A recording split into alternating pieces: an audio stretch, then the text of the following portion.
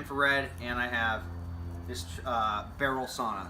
This sauna is made by Dundalk Leisure Craft. They are a Canadian company. Laird had one of these, and he's had it for years, and it is easily one of the hottest things I've ever been in. And thus, this is why I got one of these. I'd had a infrared for years and used it, and yet the adaptation into Laird's hotter saunas was not there. So in using these, I can get into the infrared no problem, and there's very quantifiable adaptation. That doesn't nullify using an infrared versus a barrel. Either or can work. It's actually, you're just trying to stimulate a stress response, much like the cold.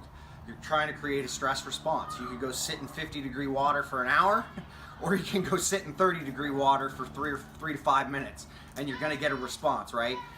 Although there's variants in there, and I'm using a broad stroke, there are ways to go about this.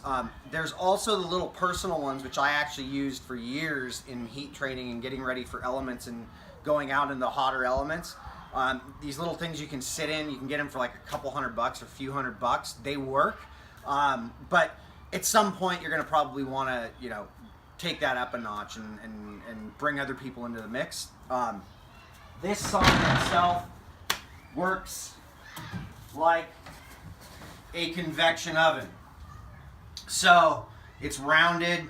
The heater is in the back, which, by the way, read the directions on heaters. A lot of people that I see fill the rocks into the entire heater. That is not how that's supposed to work. You're supposed to have an empty spot on the sides for heat to come up, and then through the centers where the rocks are at. It allows for the sauna to actually get hotter. This is I enjoy the heat more than I actually enjoy the cold, although I enjoy the cold. I think the heat has just a tremendous amount of benefits. One of the, it's a personal preference as to what you want to use and how you want to use it, and what you want to spend. Some people can spend $4,000 or $5,000 on a sauna, and some people can't, and I get that. Like, look, I started off with a couple $100, and I went up to like $1,500 or $2,000, and then now we're at a much more expensive sauna. But it allows a lot of people to get in here.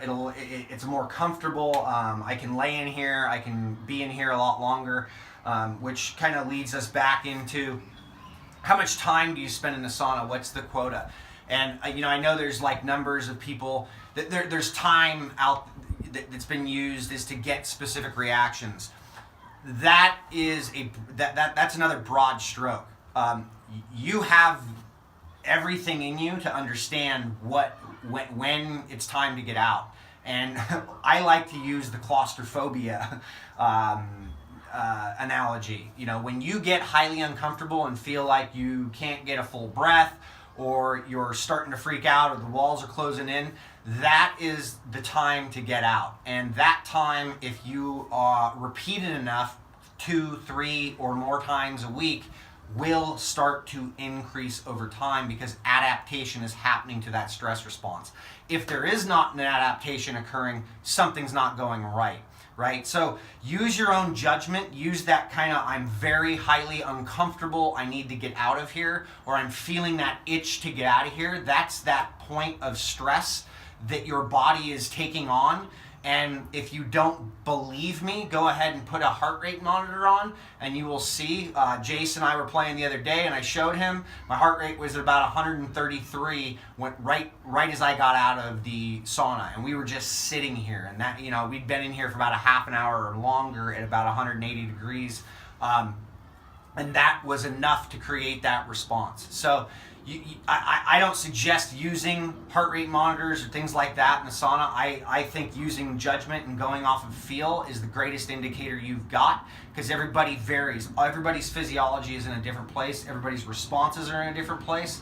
And it's the teaching or learning of this and how to create an adaptation through time over that to get to a space to where you actually see this in your daily life, to where I went for a doctor's checkup the other day and had the lowest blood pressure I've had in my entire life. And I'm certain that is due to the heat.